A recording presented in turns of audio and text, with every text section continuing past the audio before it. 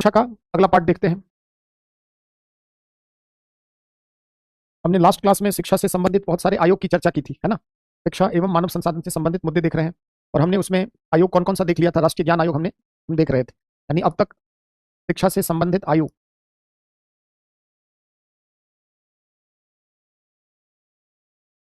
और समिति, उसमें हमने राधाकृष्णन समिति देख लिया था, है ना, विश्वविद्यालय आयोग जिसको कहते हैं।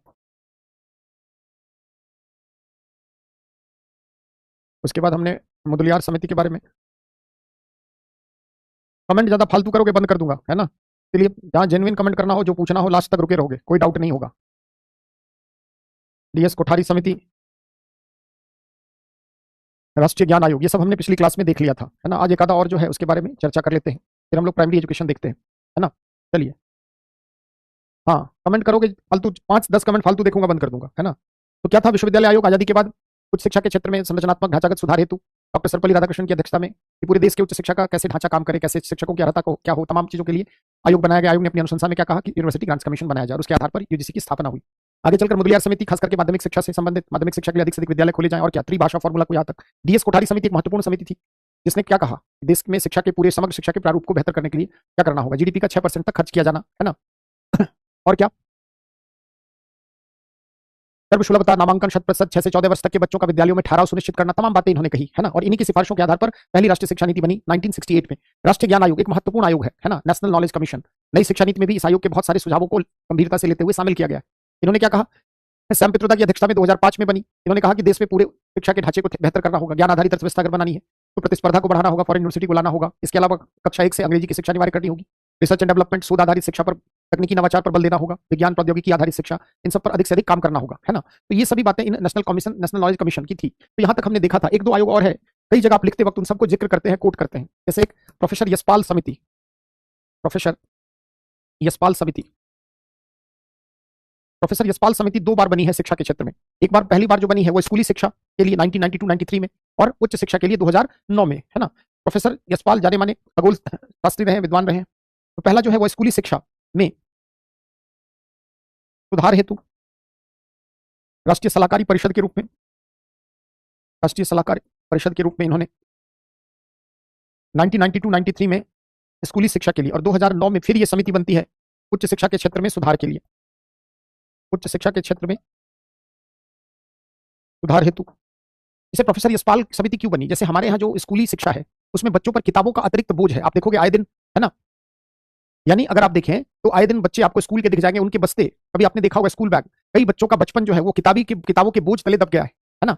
ज्ञान आधारित शिक्षा के साथ साथ समझ आधारित शिक्षा कैसे हो। रटंतु तोता नहीं बनाना है बच्चे को, रट्टाफिकेशन नहीं करना है कि खाली चीजों को रटना ही नहीं है, बल्कि चीजों को सिलसिलेवार ढंग से समझना है।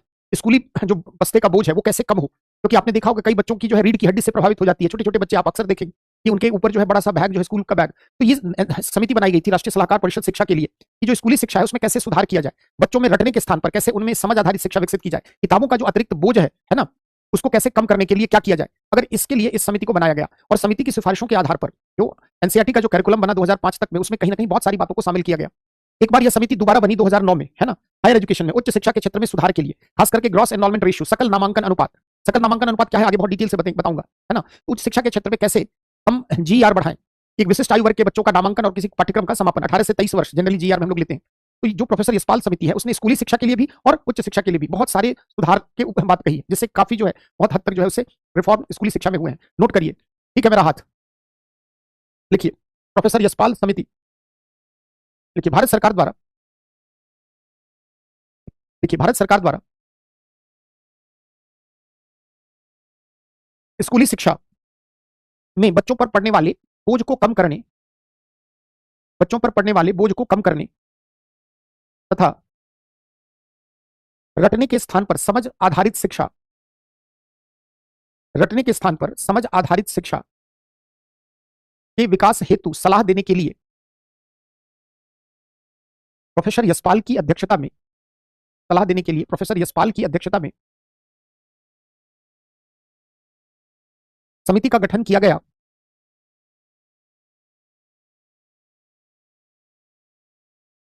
समिति ने अपने सुझाव में, समिति ने अपने सुझाव में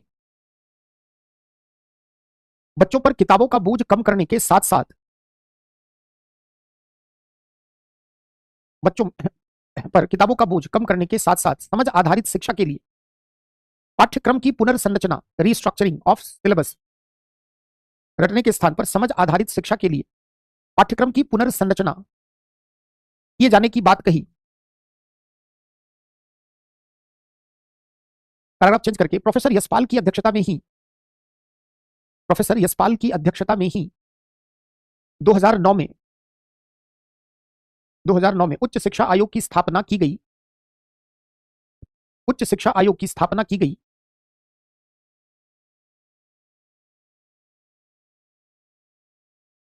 जिसका उद्देश्य उच्च शिक्षा के क्षेत्र में व्यवस्थित सुधार हेतु सुझाव देना था।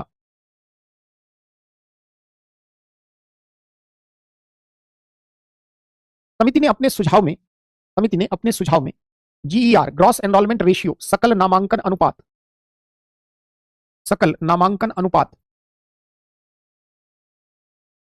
ग्रॉस एनरोलमेंट रेशियो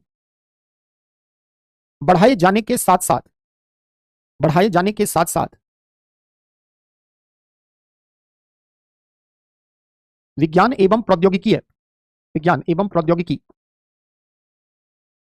की शिक्षा पर विशेष बल दिए जाने की बात कही।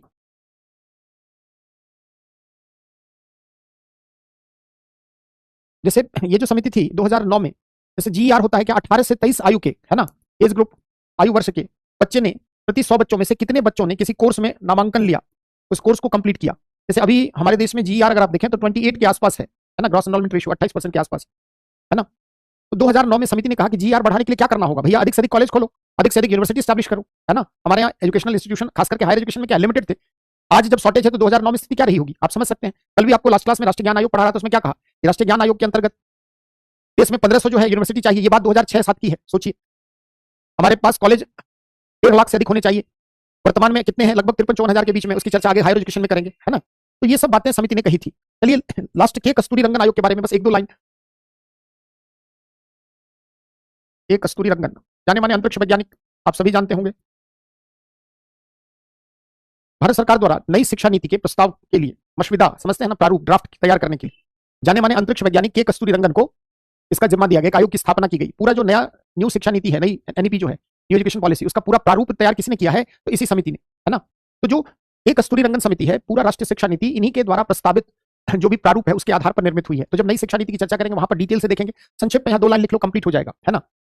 मैं क्या हूं बाद में, है ना, हाँ मैं बाद में, मोहिनी कमल बाद में, पहले फोकस करो ना, मेरे पर क्यों रिसर्च इतना कर रहे हो, लिखो कमेंट कम। देखिए भारत सरकार द्वारा 2015 में नई शिक्षा नीति के न्यू एजुकेशन पॉलिसी के प्रारूप, फॉर्मेट, ड्राफ्ट प्रारूप को निर्मित करने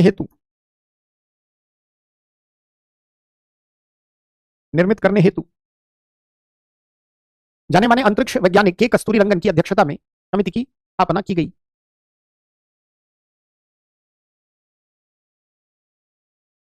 है ना। आयोग द्वारा राष्ट्रीय शिक्षा नीति 2020 का संपूर्ण ढांचा तैयार किया गया। आइए, सबका स्वागत है जो लोग जुड़ रहे हैं। राष्ट्रीय शिक्षा नीति 2020 का ढांचा तैयार किया गया। अब क्या है उसमें बातें, एनईपी में हम लोग चर्चा करेंगे। चलते हैं सीधे, आते हैं प्राइमरी एजुकेशन पे, है ना। तो हेडिंग बनाइए प्राइमरी एजुकेशन, प्राथमिक शिक्षा। ध्यान रखना प्राइमरी और हायर से ज्यादा सवाल पूछ रहा है।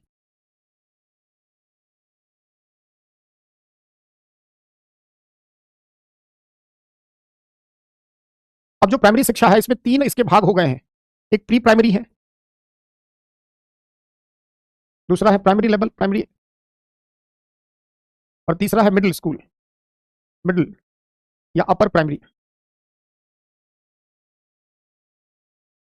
प्री प्राइमरी में आप देखें तो 3 से 5 साल तक के, है ना। प्राइमरी में अगर आप देखें तो कक्षा 1 से 5 तक, और मिडिल लेवल पे कक्षा 6 to 8,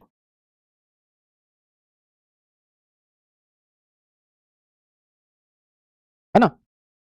जैसे अभी प्री स्कूल एजुकेशन, नई राष्ट्रीय शिक्षा नीति जो है ना, स्कूल पूर्व शिक्षा पर बहुत बल दे रही है ना। तो 3 वर्ष से लेकर 5 वर्ष तक के उम्र के बच्चों के लिए प्राथमिक शिक्षा में क्या क्या समस्याएं हैं पहले उस पर चर्चा करते हैं, है ना। तो एक हेडिंग बनाइए, प्राथमिक शिक्षा।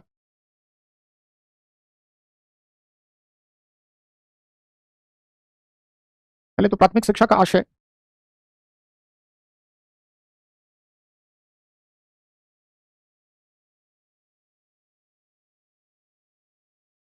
इसका महत्व, प्राथमिक शिक्षा के स्तर पर विद्यमान समस्याएं,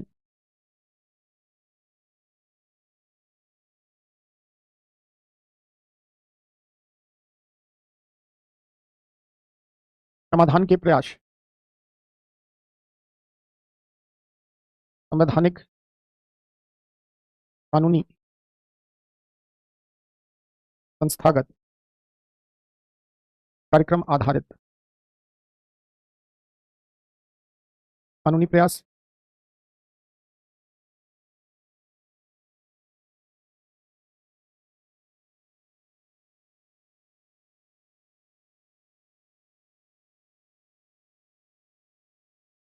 चलिए प्राथमिक शिक्षा का सामान्य परिचय, आशय, इसका महत्व क्या है, संक्षिप्त, है ना। प्राथमिक शिक्षा के स्तर पर विद्यमान क्या क्या समस्याएं हैं और इसके समाधान के क्या प्रयास हैं, है ना। इसके लिए कौन कौन से संस्थागत प्रयास हैं,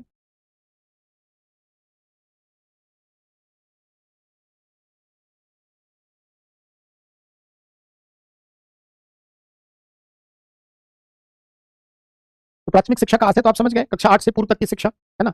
इसकी महत्ता क्या है, पहली बार कोई भी बच्चा शिक्षा के प्रत्यक्ष संपर्क में प्राथमिक शिक्षा में ही आता है। तो जब तक प्राथमिक शिक्षा में आकर्षण नहीं होगा, अनुशासन नहीं होगा, मूल्य नहीं होगा, तो कोई भी बच्चा एक बेहतर इंसान, एक बेहतर नागरिक नहीं बन पाएगा। तो शिक्षा का यह नींव है ना, बेस है। यहाँ ऐसा स्तर है जहां कोई भी बच्चा, जिसमें कोई भी मूल्य अभी डेवलप नहीं हुआ है, किसी बच्चे के सेल्फ का डेवलपमेंट नहीं हुआ है, तो कोई भी बच्चा जो है अबोध है, वो पहली बार शिक्षा के संपर्क में आता है ना। और ऐसी स्थिति में प्राथमिक शिक्षा में पहली बार बच्चा जो है वो शिक्षा में संपर्क आने के कारण अगर उसमें चारित्रिक मूल्य का से संबंधित बातें नहीं होगी तो उसका विकास ही नहीं हो पाएगा, है ना। तो प्राथमिक शिक्षा शिक्षा की नींव है, और अगर इसमें आकर्षण नहीं होगा या बच्चों को रोक पाने में अगर सफल नहीं होगा, यानी आकर्षण नहीं, इसका मतलब बच्चे ड्रॉप आउट कहीं ना कहीं प्राथमिक शिक्षा से वंचित होंगे। तो जो प्राथमिक शिक्षा है बेहद अहम पड़ाव है किसी भी विद्यार्थी के जीवन का, जो पहली बार वो शिक्षा में आता है, क्योंकि इस स्तर पर बच्चों में बहुत समझ का अभाव होता है। ऐसी स्थिति में जो है कि शिक्षा के में आकर्षण होना चाहिए, शिक्षा में शारीरिक मानसिक विकास से संबंधित बहुत सारी बातों का समन्वय होना चाहिए। तो ये जो शिक्षा का स्तर है ये सबसे महत्वपूर्ण है, क्योंकि अभी बच्चे का जीवन प्रारंभ हुआ है, पहली बार वो शिक्षा के संपर्क में आया है। तो एकाएक उस पर अध्ययन का भार न डालकर उस पर शारीरिक मानसिक विकास के साथ साथ पढ़ाई लिखाई अध्ययन इन सब पर बल दिया जाता है। और अगर इस स्तर पर आपकी शिक्षा प्रणाली कमजोर होगी तो फिर आपका द्वितीयक और हायर एजुकेशन बुरी तरह प्रभावित होगा, है ना। तो ये जो है ये सबसे अहम पड़ाव है, इसलिए सरकार से लेकर सभी संस्थाएं जो है वो प्राथमिक शिक्षा पर सर्वाधिक फोकस करती है ना। तो 2 लाइन इसके बारे में नोट करिए फटाफट, लिखिए। लग रहा है और फ्री होगा, है ना, कोई नहीं, लिखिए। प्राथमिक शिक्षा शिक्षा की आधारशिला या नींव है। बस कुछ दिन की और बात है चांदनी, फिर जो मन होगा टाइम रख लेना, है ना। कमेंट कम करो, लिखिए। प्राथमिक शिक्षा शिक्षा की नींव है या आधारशिला है, जहां कोई भी बच्चा पहली बार शिक्षा के संपर्क में आता है। इसके अंतर्गत सामान्यतः कक्षा 8 तक की शिक्षा शामिल होती है।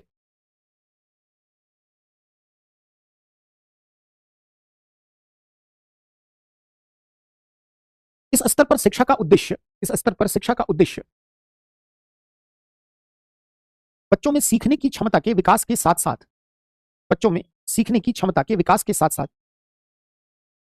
उनका शारीरिक मानसिक एवं चारित्रिक उत्थान भी करना होता है। शारीरिक मानसिक एवं चारित्रिक उत्थान भी करना होता है। अर्थात इस स्तर से ही शिक्षा प्रणाली में धीरे धीरे मूल्यों का समावेशन, अर्थात इस स्तर से ही धीरे धीरे शिक्षा प्रणाली में मूल्यों का समावेशन होना प्रारंभ होता है, जिससे कोई भी बच्चा एक बेहतर इंसान या नागरिक के रूप में विकसित हो पाए, जिससे कोई भी बच्चा एक बेहतर इंसान एवं नागरिक के रूप में डेवलप हो पाए, विकसित हो पाए। इस स्तर की शिक्षा में, इस स्तर की शिक्षा में, पर तुम उससे ना उस एस्पिरेंट को भड़का दो रश्मि का लिख करके, नहीं एक से एक महान हो इस बैच में। जिस दिन ये बैच कंप्लीट करूंगा मैं जाऊंगा हरिद्वार, है ना, और जाकर वहां गंगा में 51 या 101 डुबकी लगाऊंगा कि मैंने गंगा पार कर ली, है ना। एक से एक महान लोगों से पाला, ऑनलाइन 5 साल से ऑनलाइन पढ़ा रहा था, लेकिन इतना अच्छा बैच मुझे नसीब नहीं हुआ था, है ना। बहुत सुंदर, है ना जहां शांति हो कुछ ना कुछ, है ना। आदत खराब हो गई है ना, कैसे तुम लोग बैच फिनिश होगा तब तो दिक्कत लिखने की, क्लास समझे ना समझे कुछ कुछ लिखते, हाथ में जिनके सुरसुरी होती रहती। धन्य हो भैया। अंत में तुम क्यों जाओगे, तुम्हें गंगा नहाने की जरूरत क्या है। इस स्तर की शिक्षा में आकर्षण अत्यंत महत्वपूर्ण है, अन्यथा बच्चे की रुचि अत्यंत, हाँ, अत्यंत महत्वपूर्ण है, अन्यथा बच्चे की शिक्षा से रुचि समाप्त हो जाएगी। चलते हैं क्या क्या समस्याएं हैं, है ना। प्राथमिक शिक्षा के स्तर पर विद्यमान समस्याएं, कुछ इंपॉर्टेंट प्राथमिक शिक्षा के स्तर पर विद्यमान समस्याएं, क्या क्या समस्याएं आप देखते हैं। सबसे बड़ी समस्या क्या है कि जनसंख्या के अनुपात में हमारे पास विद्यालयों का बहुत अभाव है ना। जनसंख्या के अनुपात में हमें कम से कम 30 लाख से अधिक प्राइमरी एजुकेशन के लिए स्कूल चाहिए, जबकि सच्चाई क्या है कि हमारे पास 15 लाख से 16 लाख के मध्य जो है स्कूल है। शिक्षक कम से कम हमें 1.5 करोड़ के आसपास शिक्षक चाहिए, जबकि हमारे यहाँ शिक्षकों की संख्या 57 लाख के आसपास है। अगर बहुत शिक्षा को बेहतर बनाना है तो जनसंख्या के अनुपात में शैक्षिक संस्थाओं का अभाव है, योग्य शिक्षकों का अभाव है, अवसंरचनात्मक सुविधा। पिछले 2 दशकों में सरकार के द्वारा शिक्षा के क्षेत्र में व्यापक निवेश के कारण कुछ कुछ हद तक अवसंरचनात्मक सुविधाओं में जो पहले स्थिति थी, है ना, उसकी में कमी आई है। यानी पहले जो स्थिति थी बहुत अत्यंत दयनीय स्थिति थी, लेकिन आज देखें तो धीरे धीरे स्कूलों में अवसंरचनात्मक सुविधा, लेकिन अभी भी पर्याप्त अवसंरचनात्मक सुविधाओं का अभाव है। सबसे बड़ा कारण क्या है कि शिक्षा के मद में जितना खर्च किया जाना चाहिए पैसा, सरकार उतना खर्च ही नहीं करती। अगर जीडीपी का 6% खर्च किया जाना चाहिए, सरकार जो है 4% तक खर्च नहीं कर पा रही। तो अगर आपके देश में 57 से 60 लाख शिक्षक हैं, ऐसी स्थिति में अगर हमारे देश के लगभग 13 करोड़ से लेकर 15 करोड़ बच्चे अगर इससे लाभान्वित हो रहे हैं, तो ऐसी स्थिति में शिक्षा का बजट जो है उसे बढ़ाए जाने की आवश्यकता है। शिक्षा की गुणवत्ता को लेकर जो है बहुत सारी समस्याएं हैं, है ना। शिक्षा की गुणवत्ता को लेकर जैसे हमारे प्राथमिक शिक्षा के अधिकांश बच्चे फाउंडेशन लिटरेसी एंड न्यूमेरेसी, है ना, जो मूलभूत साक्षरता और अंक ज्ञान है, इनका भी उनके पास अभी जो है प्रथम की सर्वे आई थी, उसमें भारत में जो हमारे स्कूली शिक्षा के अंतर्गत अभी भी 50% से ज्यादा बच्चे जो हैं वह जो बेसिक न्यूमेरेसी है, लिटरेसी है, उसका अंक ज्ञान नहीं है, साक्षरता न्यूनतम नहीं है, बुनियादी साक्षरता का अभाव है। प्राथमिक शिक्षा के स्तर पर सरकार दावा करती है 100% नामांकन। सरकार की रिपोर्ट पढ़े तो उसमें आपको कई जगह 95% है, कई जगह 100% है। सरकार के आंकड़ों की बात करें तो हमारे यहाँ 100% नामांकन है, जबकि सच्चाई क्या है कि ग्रामीण और नगरीय अंतराल ज्यादा है। शिक्षा के केंद्रों की संख्या नगरीय क्षेत्र में अधिक है बनस्पत ग्रामीण या कस्बाई क्षेत्र में। शिक्षक छात्र अनुपात, सरकार कहती है कि शिक्षक छात्र अनुपात संतुलित है, लेकिन उस अनुपात को पूरा करने के लिए सरकार द्वारा भी खानापूर्ति किया गया, संविदा शिक्षक, आंगनबाड़ी, है ना, शिक्षा मित्र। तो कहीं ना कहीं शिक्षा के क्षेत्र में जितने शिक्षकों की संख्या होनी, शिक्षक छात्र अनुपात प्रत्येक 30 बच्चे पर एक शिक्षक होना चाहिए। सरकार कई रिपोर्ट में कहती है कि हमने इस लक्ष्य को प्राप्त कर लिया। सच्चाई क्या है, इस लक्ष्य की प्राप्ति कैसे हो रही है हम सबको पता है। हमारी जो स्कूल है उनमें भवनों का अभाव है, टॉयलेट का अभाव है, लैंगिक अंतराल बहुत पहले की तुलना में बहुत बेहतर हुआ है। पहले जो है वह लैंगिक अंतराल अधिक था, बच्चियों की तुलना में बच्चों की संख्या अधिक थी, लेकिन हाल के पिछले 1-1.5 दशकों में शिक्षा के क्षेत्र में लैंगिक अंतराल अभी भी है, लेकिन उतना नहीं है जितना अनुसूचित जाति, जनजाति, समाज के अन्य पिछड़े वर्ग, अन्य जो पिछड़ी जातियां हैं, उनके बच्चों का नामांकन अभी भी कम है। खास करके अगर हम शेड्यूल ट्राइब्स और शेड्यूल कास्ट के बच्चों का देखें तो सकल नामांकन अनुपात 75 से 77% के आसपास है, वो भी सरकार के आंकड़ों के मुताबिक, है ना। हाँ, एक बड़ी समस्या यह भी है कि आज बहुत सारे स्कूलों का मर्जर हो रहा है। सरकार शिक्षा के मद में पैसा बढ़ाने की बजाय स्कूलों को बंद कर रही है। उसके पीछे ऐसा नहीं कि सरकार पैसा के कारण ही है, बहुत सारे स्कूल हैं, सरकारी स्कूलों में आकर्षण का अभाव है क्योंकि गुणवत्ता कम है। तो आज बहुत सारे प्राथमिक विद्यालय जो सरकार के द्वारा संचालित है उनमें बच्चे ही नहीं है, और ये तो मैंने भी अपनी आंखों से कई जगह देखा है ऐसा कि शिक्षक तो कम है ही, कई विद्यालयों में बच्चों का अभाव। उसके पीछे कारण क्या है, गुणवत्ता 2 दर्जे की है। गरीब से गरीब माँ बाप जो है वो अपने बच्चों को सरकारी विद्यालयों में न भेजना नहीं चाहता। इतनी सारी समस्याएं हैं।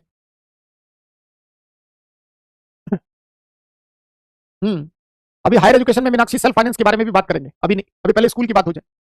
तो शिक्षा के क्षेत्र में ये समस्या है। एक तो शिक्षक की योग्यता भगवान भरोसे है। आपने कई ऐसे रील्स देखे होंगे, जो टीचर है वो सामान्य ज्ञान की बातों के बारे में भी जानकारी उनके पास नहीं है। कई शिक्षक तो अंग्रेजी में अपना नाम भी नहीं लिख पाते हैं। यहाँ राष्ट्रीय ज्ञान आयोग कह रहा है कक्षा 1 से अंग्रेजी की शिक्षा अनिवार्य कर दी जाए, है ना, लेकिन सच्चाई क्या है कि हमारे शिक्षक न्यूनतम योग्यताओं से भी वंचित है। अब तो और आंगनबाड़ी कार्य सेविकाओं को कहीं ना कहीं आंगनबाड़ी प्री जो स्कूलिंग है उसमें आंगनबाड़ी के जिम्मे डाला गया है।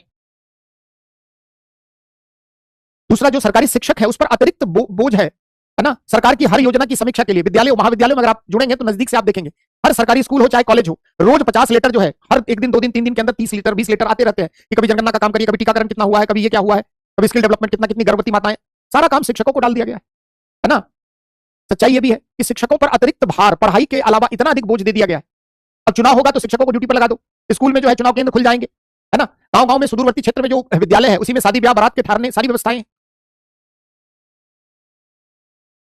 तो शिक्षा के क्षेत्र में और क्या है, हमारे यहां समझ आधारित शिक्षा, रटंत शिक्षा, कितना भी बार बार सरकार रिफॉर्म्स कर रही है, बहुत सारी कमेटी बना रही है ना। सरकार की रिफॉर्म्स के लिए बहुत प्रतिबद्ध है, परंतु सच्चाई क्या है कि रिफॉर्म्स जमीनी स्तर तक नहीं उतर पाता है। तो नोट करते हैं कुछ इंपॉर्टेंट हाँ, देखिए पहले से जनसंख्या के अनुपात में स्कूलों का व्यापक अभाव,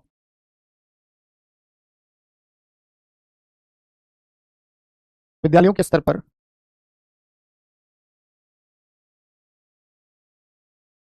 अवसंरचनात्मक सुविधाओं का अभाव,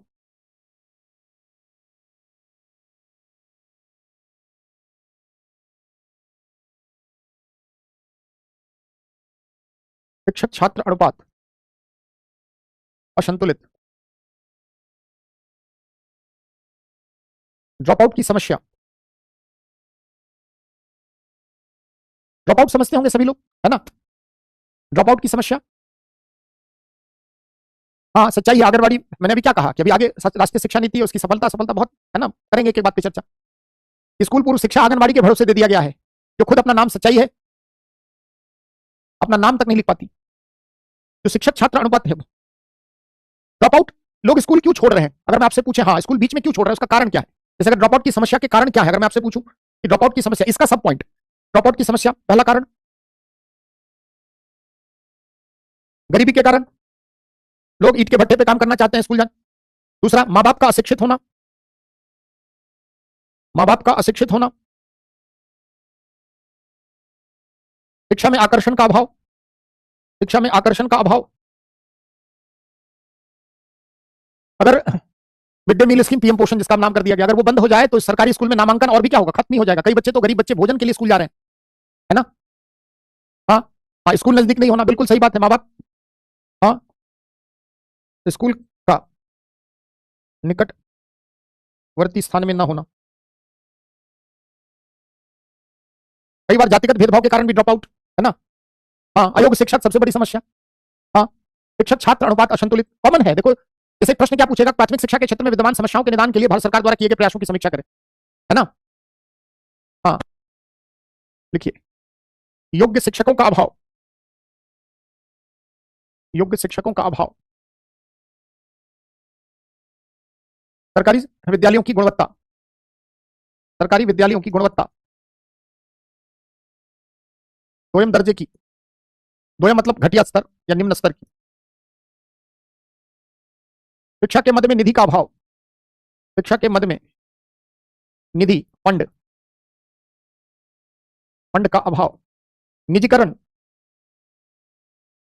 निजीकरण के कारण महंगी शिक्षा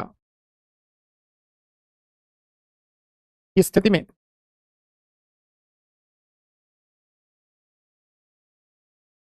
गरीब बच्चे शिक्षा के अवसरों से वंचित।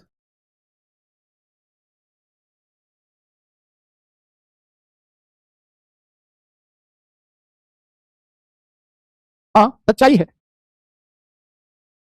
हाँ, लड़कियों का कम उम्र में विवाह, हाँ ये भी है।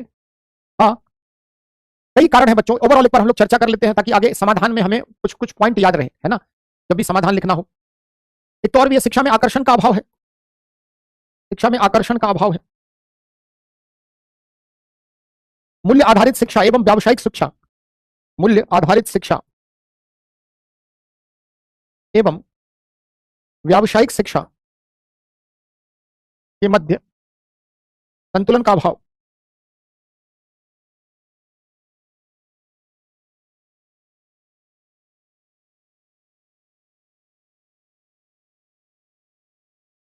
हाँ, आधुनिकतावादी सोच क्यों है, माँ बाप ऐसा क्यों करते हैं, बच्चों को क्यों गवर्नमेंट स्कूल में पढ़ाते हैं? मजबूरी भी तो है ना? कई बार हम लोग सुझाव में क्या कहते हैं, सरकारी सेवक जो है उनकी बच्चे सरकारी विद्यालय में पढ़े अनिवार्य कर दिया, सुझाव अच्छा लगता है, लेकिन लोकतंत्र में आप बलात् नहीं किसी पर बलपूर्वक ऐसा नहीं कर सकते ना, कोई विधान लाकर।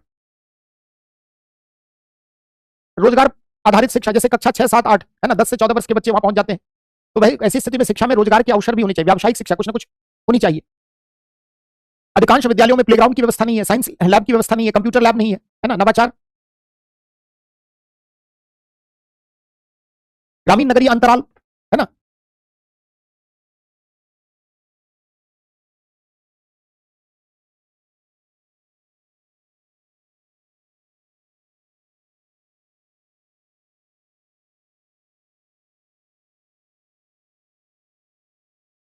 देखिए ग्रामीण नगरीय अंतराल जो जेन्युइन है, जहां से ग्रामीण नगरीय अंतराल, शैक्षिक अवसरों में अंतराल,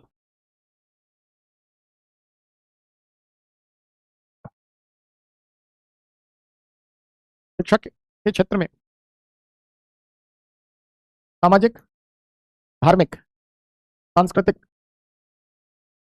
अवरोधों की उपस्थिति,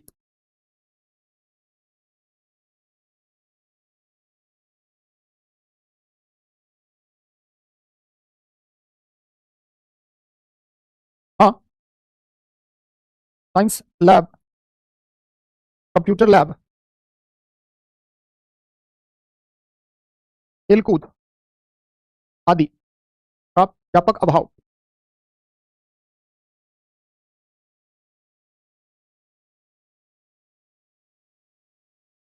शिक्षा के क्षेत्र में व्याप्त भ्रष्टाचार, है ना। अक्सर जो भी सरकारी योजनाएं कार्यक्रम आ रही है, कई बार प्रधानाचार्य और बेसिक शिक्षा अधिकारी इन सब की मिलीभगत से सारा गबन हो जाता है।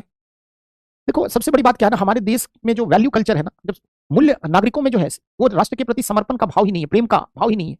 दुनिया के कई देश ऐसे हैं जिन्होंने अपने शिक्षा के दम पर अपने को उस स्थान पर ला खड़ा किया जहां पर उनका आ पाना मुश्किल था। आप सभी विश्व इतिहास पढ़ते हैं ना, जब आपने देखा कि जापान के दो सबसे बड़े औद्योगिक शहर हिरोशिमा और नागासाकी, दोनों पर परमाणु हमले के कारण एटम बम गिराए जाने के बाद पूरी तरह ध्वस्त हो गया, है ना, पूरा जापान का जो सबसे समृद्ध औद्योगिक क्षेत्र था। लेकिन 1945 में यह घटना होती है और 1970 में अगले 25 साल में जापान एशिया की सबसे बेस्ट इकोनॉमी के रूप में अपने को लाकर खड़ा कर। नागरिकों में ऐसे नागरिक मूल्य है, राष्ट्र के प्रति समर्पण का भाव, यह बताता है कि वहां की शिक्षा प्रणाली कैसी है। यानी जब तक आपकी शिक्षा, जैसे यूपीएससी 5 साल पहले एक निबंध पूछा था कि किसी भी राष्ट्र का निर्माण स्कूल की कक्षाओं में होता है, ये 5-6 साल पहले का निबंध बता रहा हूं यूपीएससी में, है ना, कि किसी भी राष्ट्र का निर्माण स्कूल की कक्षाओं में होता है। सोचिए हमारे देश में राष्ट्रीयता की भावना, राष्ट्र की संपत्ति के प्रति प्रेम, समर्पण, ये सब भाव ही नहीं। हर जगह सरकार कितना करेगी यार, है ना। तो भ्रष्टाचार, सरकार इतना इतना पैसा खर्च करती है, सच्चाई क्या है कि वो पैसा जमीनी स्तर तक आते आते कितना लगता है ना।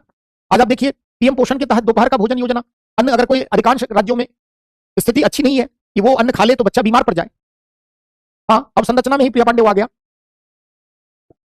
कई राज्य है जिन्होंने अपने को करप्शन पर बहुत अच्छा काम किया। केरला एजुकेशन की बात हम लोग मिसाल देते हैं, दक्षिण के राज्य क्यों आगे हर क्षेत्र में, दक्षिण भारत के राज्य हर क्षेत्र में आगे क्यों है, क्योंकि वहां पर शिक्षा, स्वास्थ्य तमाम बेहतर क्यों है।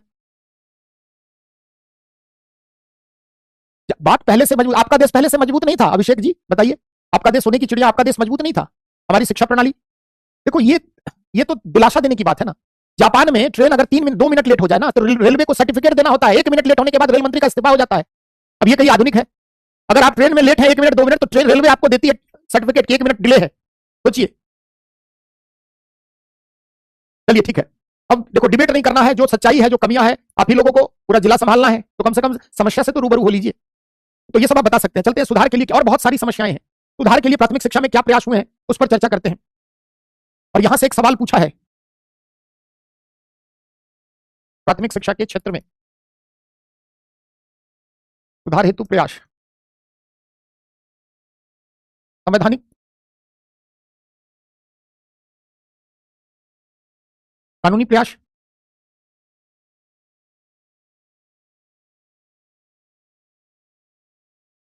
संस्थागत प्रयास,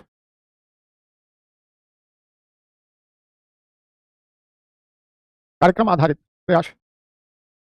सबसे ज्यादा हायर एजुकेशन पे फोकस करेंगे। तेजी से देखो संवैधानिक प्रयास, कॉन्स्टिट्यूशनल प्रोविजन क्या क्या हमने किया है संवैधानिक प्रयास के अंतर्गत। तो अगर हम देखें संवैधानिक प्रयास के अंतर्गत, तो पहला जो हमने पढ़ा, शिक्षा को समवर्ती सूची में शामिल, समवर्ती सूची में शामिल किया जाना ताकि राज्य और केंद्र दोनों काम करें। 80वां संविधान संशोधन अधिनियम के जरिए आर्टिकल 21A, ऐसे 14 वर्ष के बच्चों के लिए शिक्षा का अधिकार मौलिक अधिकार के रूप में, मौलिक अधिकार के रूप में कौन सा, अनिवार्य एवं निःशुल्क शिक्षा, निःशुल्क।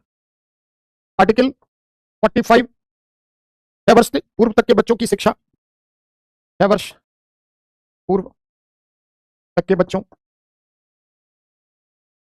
शिक्षा एवं आर्टिकल 51A, मौलिक कर्तव्य में। तेजी से, कई जगह पढ़े हो, तेजी से देख लो, पूछेगा, सवाल पूछ रहा है। हाँ ये सब बार बार लिख के गुरुजी से बतिया लो कमेंट के माध्यम से। चलिए, शिक्षा का अधिकार, मौलिक अधिकार, संविधान संशोधन पढ़ा होगा आपने, तेजी से देखिए। संवैधानिक प्रयास के अंतर्गत जैसे डायरेक्ट ऐसे सवाल पूछेगा, शिक्षा में सुधार हेतु किए गए संवैधानिक एवं विधिक प्रयासों ने शिक्षा में क्या परिवर्तन लाया है, यही सब सवाल पॉलिटी और शिक्षा, एजुकेशन, जस्टिस को मिलाकर पूछेगा, है ना।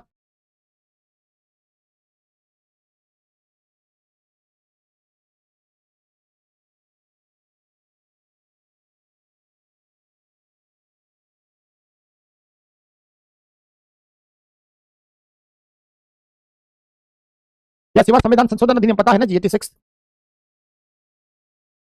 संविधान संशोधन अधिनियम।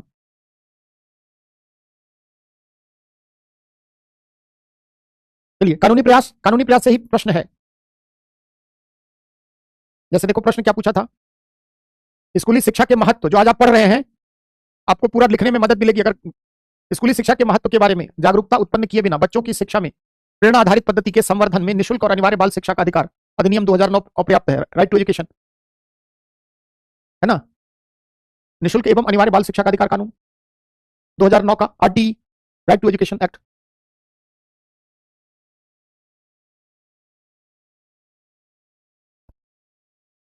शिक्षा का अधिकार कानून,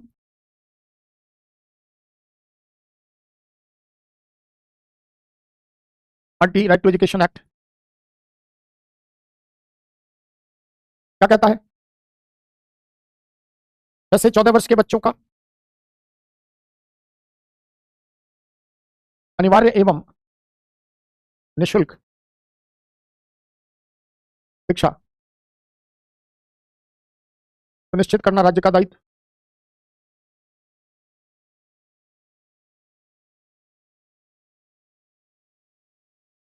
शिक्षा की सर्वसुलभता,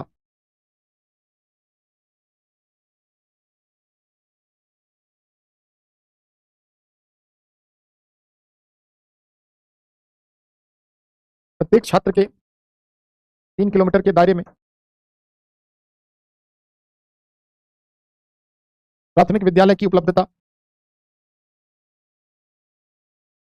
चाहे निजी हो चाहे सरकारी, है ना, दोनों के लिए क्या कर दिया है, खास करके निजी के लिए, कि 25% स्थान आपको किसके लिए, कमजोर वर्ग के बच्चों के लिए आरक्षित करना होगा। क्योंकि आप देख रहे हो कि एक बड़ा समस्या ये भी है, जो प्राइवेट स्कूल्स हैं वो मनमाना फीस वसूल रहे हैं। छोटे छोटे बच्चों का दिल्ली में आप देखें तो स्कूल का फीस मिनिमम 8,000 से लेकर और मैक्सिमम की कोई लिमिट नहीं है, है ना, 60,000, 1 लाख, 1.5 लाख रुपए तक के स्कूल है। मंथली की बात हो रही है, एनुअल की नहीं, है ना। तो क्या कहा गया है कि चाहे प्राइवेट स्कूल, सभी निजी विद्यालय जो है उनको अपने कुल सीट का 25% स्थान किसके लिए, स्थान आरक्षित करना होगा, जो कमजोर वर्ग के गरीब छात्रों के लिए। नोट करो, फटाफट आगे बढ़ते हैं।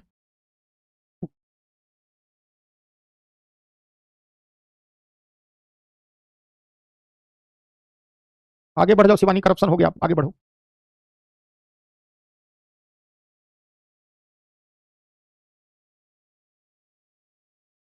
निजी क्षेत्र के विद्यालयों को अपने कुल सीट का 25% कमजोर वर्ग के छात्रों के लिए आरक्षित रखना अनिवार्य, रिजर्व रखना अनिवार्य।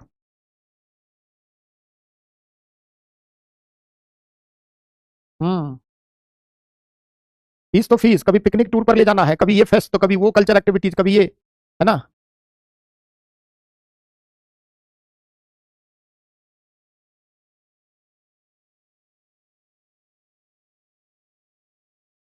तो शिक्षा का अधिकार कानून इसमें आप दिखा सकते हैं। चलते हैं संस्थागत प्रयास देखते हैं फटाफट, है ना। कानूनी प्रयास में ये पूछा है, देख लेना इसको।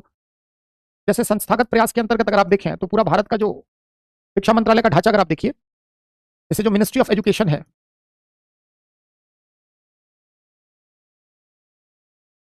शिक्षा मंत्रालय, इसके 2 डिपार्टमेंट हैं, 2 विभाग हैं। पहला है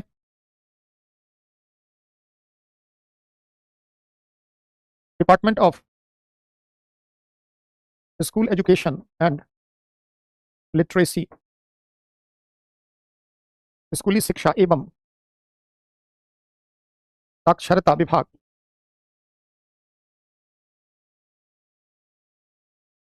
डिपार्टमेंट ऑफ हायर एजुकेशन, उच्च शिक्षा विभाग। पहले इसका नाम क्या था? एमएचआरडी, नई शिक्षा नीति के अंतर्गत।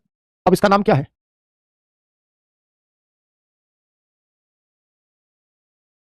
फटाफट नोट करो, कमेंट कम करो, बढ़ो आगे, है ना। इन सब के में ये फैक्चुअल कंटेंट है, एनालिसिस नहीं है यहाँ पे। जल्दी से जल्दी।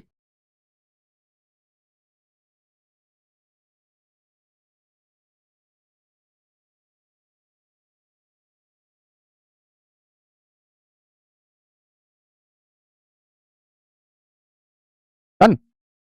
तो संस्थागत प्रयास में पहला आप लिख सकते हैं, इसी को लैंग्वेज में आप लिख लें। हाँ,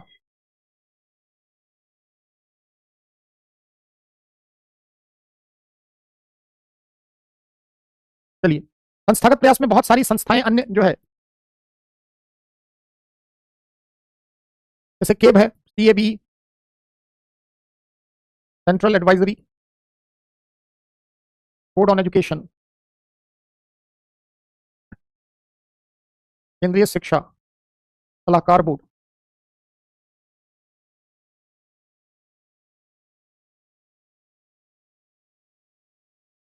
तो ये क्या करता है केंद्रीय शिक्षा सलाहकार बोर्ड? केंद्र और राज्य सरकारों को, केंद्र सरकार और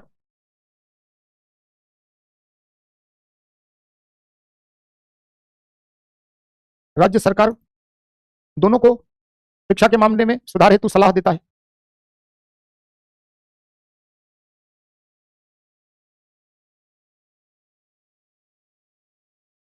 ये सब एकादश संस्था का नाम आप बस दिखा देंगे, डायरेक्ट कभी नहीं पूछेगा केब क्या है, ये क्या करता है, नहीं। सुधार के लिए क्या क्या है, तो संस्थागत में ये सब दो चार नाम की चर्चा आप कर देंगे। NCT, national council for teacher education,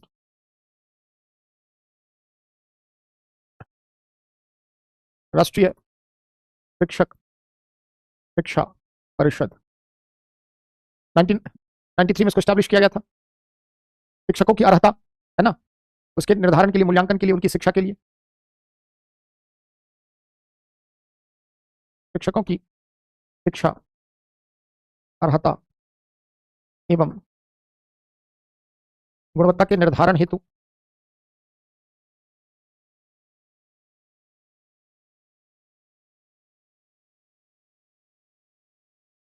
NCERT आप पढ़ते ही है किताब, इतनी जल्दी नहीं।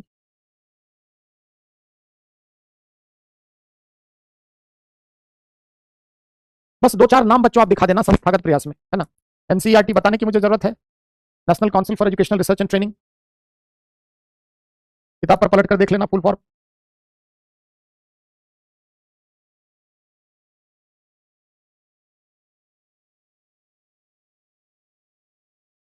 नाइनटीन 1961 में इसको स्टैब्लिश किया गया था। क्या पूरे देश के स्तर पर शिक्षा से संबंधित? इससे तो खूब वास्ता है आपका। इसी का एक स्टेट का भी है, सीईआरटी समझते ही होंगे सभी लोग। इसमें स्टेट, यहां पर नेशनल है, इसकी जगह यहां क्या हो जाएगा, स्टेट।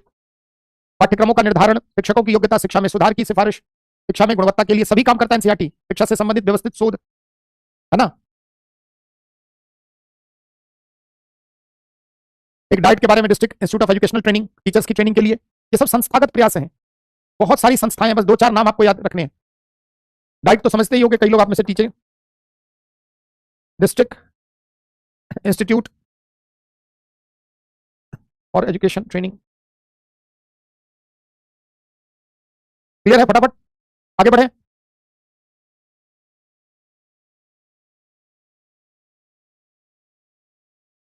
चलिए, कार्यक्रम आधारित प्रयास में बस एक दो के बारे में चर्चा करूंगा जो पूछा है उस टाइप का, है ना। चलिए, कार्यक्रम आधारित प्रयास,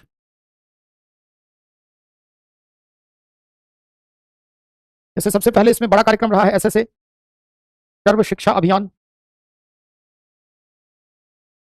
MDMS, mid day meal scheme, इसका अभी नाम क्या है, पीएम पोषण, मिड डे मील स्कीम, दोपहर का भोजन जिसको आप कहते हैं। अभी समग्र शिक्षा 2.0,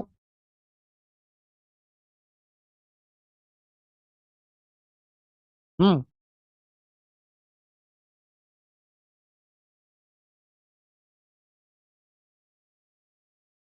समग्र शिक्षा अच्छे से देख लेना, अभी सबसे बड़ी शिक्षा की ये योजना है। इन दोनों के बारे में तेजी से चर्चा कर देता हूं। सर्व शिक्षा अभियान कब स्टार्ट हुआ? 2001 में। आपको याद अगर हो तो एक एसडीजी से पहले एक गोल और था, एमडीजी जिसको कहते थे, है ना। जो सर्व शिक्षा अभियान है 2001 में प्रारंभ हुआ था। क्यों? एसडीजी से पहले एक और गोल था, एमडीजी, अगर आपको याद हो, मिलेनियम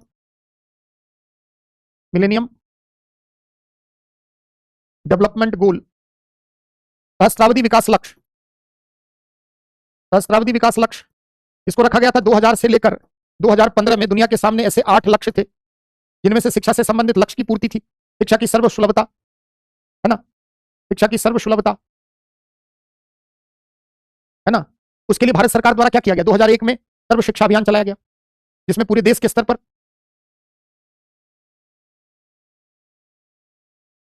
नोट करिए फटाफट तेजी से, कार्यक्रम आधारित प्रयास समग्र, ये सब आपको मिला है पीडब्ल्यू से ग्रंथ, है ना। उस ग्रंथ में बहुत कुछ है, कभी पलटेंगे तो कुछ दिख जाएगा उसमें।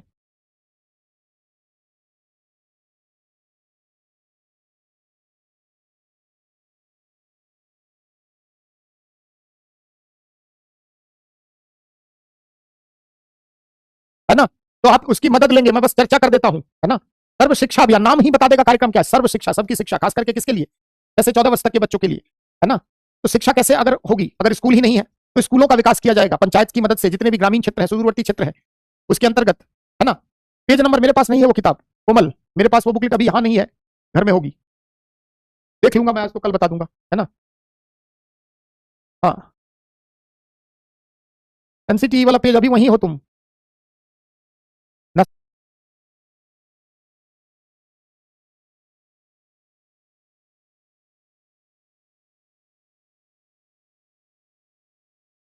क्या किया गया? सबकी शिक्षा, खास करके 6 से 14 वर्ष की बच्चों की शिक्षा, क्योंकि सर्व शिक्षा अभियान किसका पार्ट था? एमडीजी 2000 से 2015 तक शिक्षा की सर्वसुलभता, इसमें एक लक्ष्य था, उसी को प्राप्त करने के लिए भारत सरकार द्वारा, है ना। चलते हैं दूसरा, शिक्षा पढ़ना है आपको, सामाजिक न्याय समाज की बुकलेट है, मोटी सी काली सी बुकलेट है, उसमें पेज नंबर मुझे एग्जैक्ट नहीं, जो लोग कह रहे हैं। हाँ, कार्यक्रम शिवांशु में नहीं कराता, कार्यक्रम जो इंपॉर्टेंट है एक दो बता देता हूं, है ना। जैसे देखो, दोपहर का भोजन पूछ दिया है तो ये बताना मेरी मजबूरी है। जैसे पूछा है ये वाला कि मध्याह्न भोजन योजना की संकल्पना मद्रास प्रेसिडेंसी में स्टार्ट हुआ था, 1 शताब्दी पुरानी है, स्वतंत्रता पूर्व भारत के मद्रास महाप्रांत में 2 दशकों से अधिकांश राज्य में इस योजना को पुनः प्रोत्साहित किया जाता है। इसके दोहरे उद्देश्य, नवीनतम आदेश और सफलता का समालोचनात्मक, थोड़ा इसको देख लो, पीएम पोषण के नाम से चल रहा है, विश्व की सबसे बड़ी स्कूल आधारित कार्यक्रम है ना। पहले इसका नाम था मिड डे मील स्कीम, जिसको आप कहते थे दोपहर का भोजन, मध्याह्न भोजन, मध्याह्न योजना। अभी वर्तमान में इसका नाम क्या आ गया है? पीएम पोषण, है ना। यह दुनिया की सबसे बड़ी कार्यक्रम है स्कूली शिक्षा एवं पोषण का। प्रतिदिन हमारे देश में 12 करोड़ से अधिक बच्चे दोपहर के भोजन योजना के अंतर्गत लाभान्वित होते हैं। सोचो कितना बड़ा कार्यक्रम है ना। सोचिए कि प्रतिदिन 12 करोड़ से अधिक बच्चे लाभान्वित। यह कार्यक्रम क्यों चलाया गया था? इसका दोहरा उद्देश्य क्यों है, क्या है? जैसे इस कार्यक्रम का नाम क्या था? NS, national programme for nutritional support to primary education. इसका लोकप्रिय नाम है दोपहर का भोजन, है ना। जो मिड डे मील स्कीम है, इसका नाम क्या था? National programme for nutritional support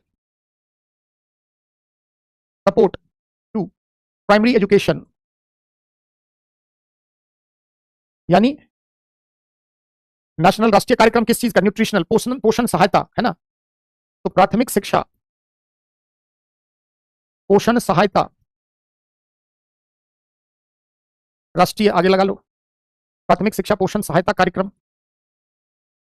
है ना। पूरा इतिहास खंगाल लो, कितने में खरीदे, कब खरीदे, किताब मिली नहीं, पूरा बस करो भाई। सही में कि मेरे सामने इतना बड़ा जो बोर्ड रहता है ना, आंख चली ही जाती है, कितना भी चाहूं ना देखूं, है ना। तो ये दुनिया की सबसे बड़ी, देखो ये चूंकि वर्ल्ड की सबसे बड़ी प्रोग्राम है ना, इसलिए जो है इससे प्रश्न फिर भी बनेगा पीएम पोषण से, है ना। ऐसे ही बड़े कार्यक्रम को आपको तैयार कर लेना है ना। छोटे छोटे 500 कार्यक्रम चलते हैं। तो इसका दोहरा उद्देश्य क्या है? आप देखिए, यही पूछता है बार बार, दोहरे उद्देश्य। पहला उद्देश्य क्या है? स्कूलों में नामांकन एवं ठहराव रिटेंशन सुनिश्चित करना, 100% नामांकन एवं ठहराव रिटेंशन सुनिश्चित करना। और दूसरा, शिक्षा के साथ साथ बच्चों के पोषण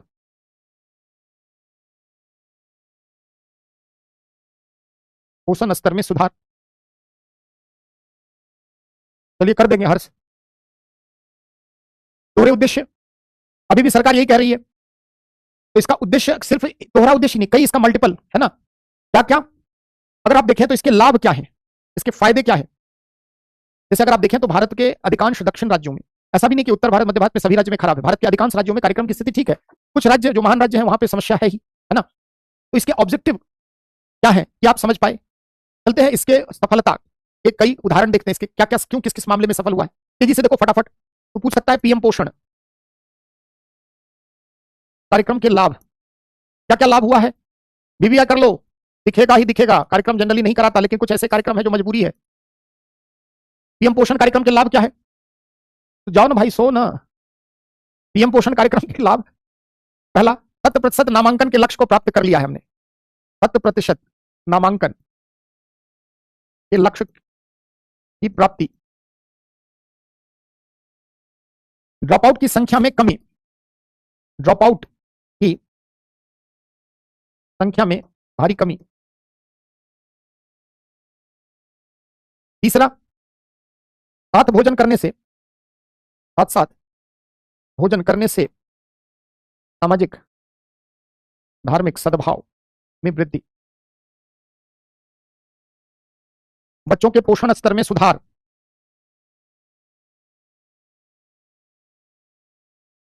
निर्धन परिवार पर आर्थिक बोझ में कमी, है ना।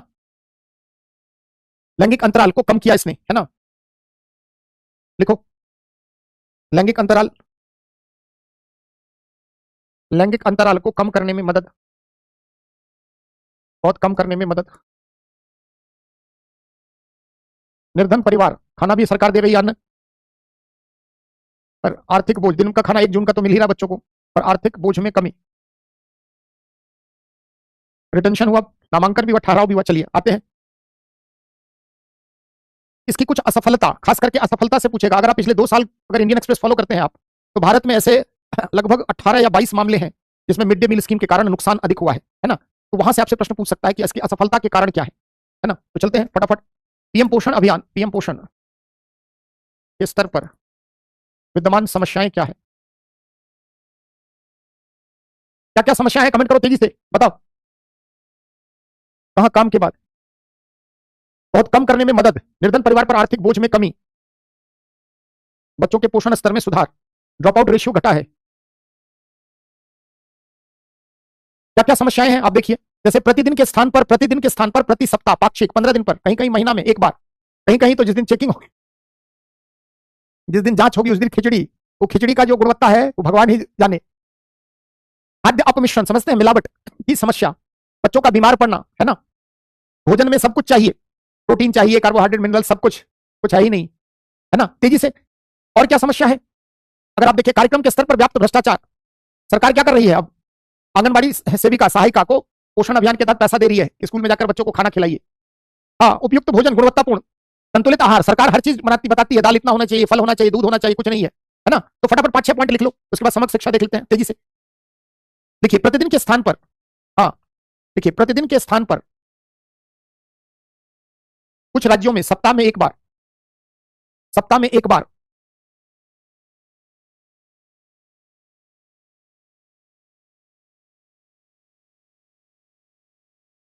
या पाक्षिक या मासिक, पाक्षिक मतलब 15 दिन पर, सप्ताह में एक बार या पाक्षिक 15 दिन पर या मासिक स्तर पर भोजन प्रदान किया जाना।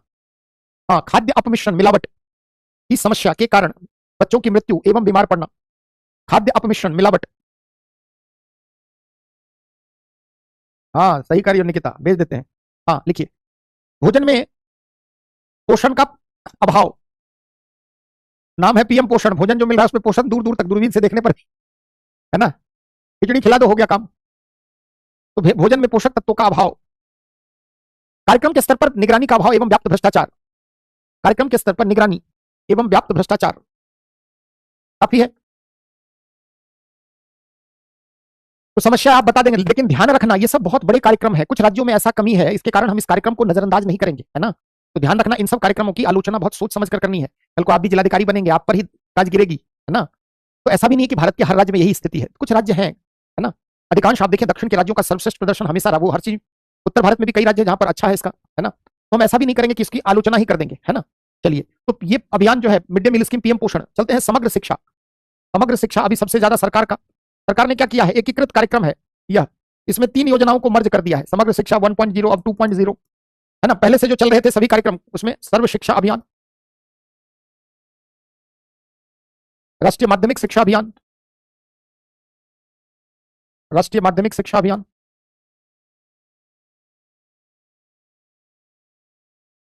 टीचर एजुकेशन, शिक्षक शिक्षा, इन तीनों को मिलाकर क्या बना दिया है, समग्र शिक्षा, है ना। और इसमें क्या किया है, कक्षा 1 से लेकर 12 तक, कक्षा 1 से कक्षा 12 तक के स्कूली शिक्षा का अब एक ही कार्यक्रम है। हाँ, बिल्कुल दिखा सकते हैं, मना थोड़ी है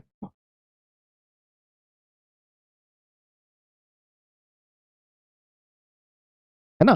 समग्र शिक्षा भारत सरकार की एक महत्वाकांक्षी कार्यक्रम है, जिसमें पूरे देश के स्तर पर कक्षा 1 से लेकर कक्षा 12 तक के जितनी भी, चाहे प्राइमरी स्कूल हो, चाहे मिडिल हो, चाहे सेकेंडरी, अपर सेकेंडरी जो भी है ना, सीनियर सेकेंडरी जिसको आप कहते हैं, सभी इसमें शामिल है। इसमें आप देख सकते हैं सर्व शिक्षा अभियान है, राष्ट्रीय माध्यमिक शिक्षा अभियान आगे क्लियर हो जाएगा कल की क्लास में, शिक्षक शिक्षा अभियान, सबको मर्ज करके, है ना, यह कार्यक्रम को बनाया गया है, यह अभियान को बनाया गया है। और सबसे ज्यादा सरकार इस पर अभी फोकस कर रही है। क्या करना है इसमें, स्कूल का इंफ्रास्ट्रक्चर बेटर करना है, बच्चों के खेलने के लिए, बच्चों के बौद्धिक मानसिक विकास के लिए। स्कूल के अंतर्गत अगर आप देखें तो शिक्षकों की शिक्षा को बेहतर करना, इंफ्रास्ट्रक्चर डेवलप करना है ना।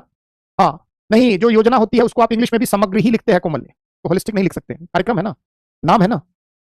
इसमें पूरे कक्षा 1 से लेकर कक्षा 12 तक के सुधार के लिए जितने भी प्रयास हर संभव सबको इसमें शामिल किया गया है ना। तो नाम ही इसका है समग्र, बहुत बड़ा कार्यक्रम है स्कूल एजुकेशन का, है ना। तो इतना तक आज रखो। सेकेंडरी एजुकेशन कल हम लोग देख लेंगे, है ना। कल सेकेंडरी शुरू में आधे घंटे में हो जाएगा, उसके बाद हम लोग कल से हायर एजुकेशन में चलेंगे, हायर एजुकेशन से ज्यादा तो अच्छे से हायर एजुकेशन को पढ़ लें, है ना। हाँ, ज्यादातर सकारात्मक, देखो सरकार के स्तर पर आलोचना थोड़ी, हम पत्रकार नहीं है ना, सरकार की कमियां नहीं है ना। एससीडीपी कहाँ है, कहाँ लिखे एससीडीपी। चलिए, बहुत बहुत धन्यवाद, जिनको कोई जेन्युइन सवाल है पूछिए, अन्यथा शुभ रात्रि।